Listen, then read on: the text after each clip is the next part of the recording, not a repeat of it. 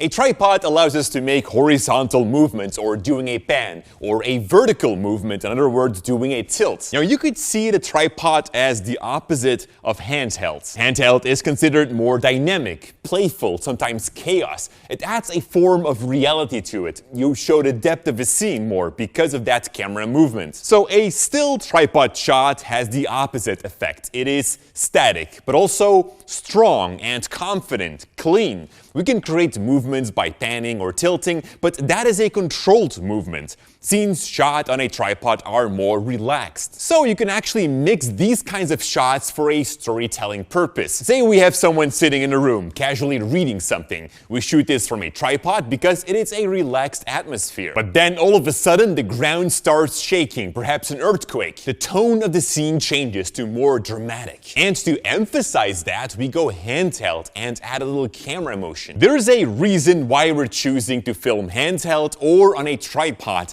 and that is something very important to keep in mind. Corporate is usually filmed on a tripod because it shows confidence. It's like standing with your both feet sturdy on the ground. However, it takes some time to set up. You need to bring that tripod with you, set it up to the correct height, attach your camera to it, etc. So you might go handheld, but the reason you're going handheld is not because of storytelling, but because it's more convenient to you. And that is a wrong choice. The reason I say that is because this is a mistake that is oftentimes made. I've seen it way too many times on small productions where they start shooting on a tripod, but as the day progresses, they start to shoot handheld to save time and be faster. So think about what filming technique benefits your story or project the best. Alright, now let's get to panning and tilting. It's important that you practice to start and end such a movement smoothly. Once you started with a pan, for instance, you have to keep going. It doesn't look good if you see yourself adjust. If you notice that you are going too fast, simply slow down until the subject catches up. And although it seems so simple, panning and tilting is something that needs to be practiced, and here's the best way to do that. Take 9 sheets of paper and hang them to the wall. Every paper is numbered from 1 to 9. Now zoom in so that you only have one paper in the frame. The idea now is to start with panning from one number to another.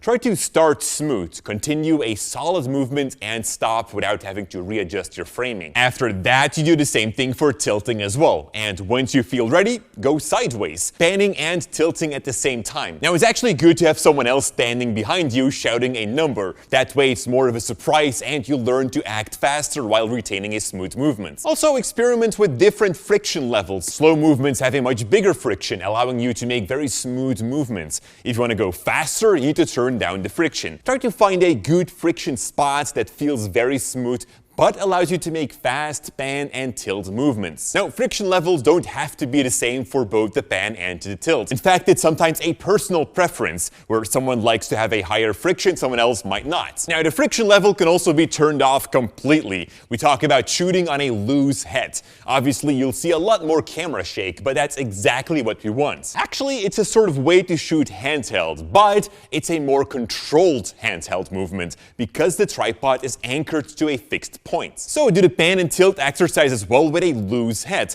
Try to make smooth movements, definitely when you start and stop, but it's going to be so much more trickier though. Shooting on a loose head also gives you the possibility to switch better between the semi-static shots and the more heavy movements. It's also easier to follow someone on a tripod while having that handheld feeling. Now, you can kind of see it as the lazy handheld shot, but don't see it that negative. There's nothing wrong with shooting on a loose head. In fact, it has its own benefits. So go out now and practice your tripod movements with that 9 paper technique, and I look forward to seeing you back in the next lesson.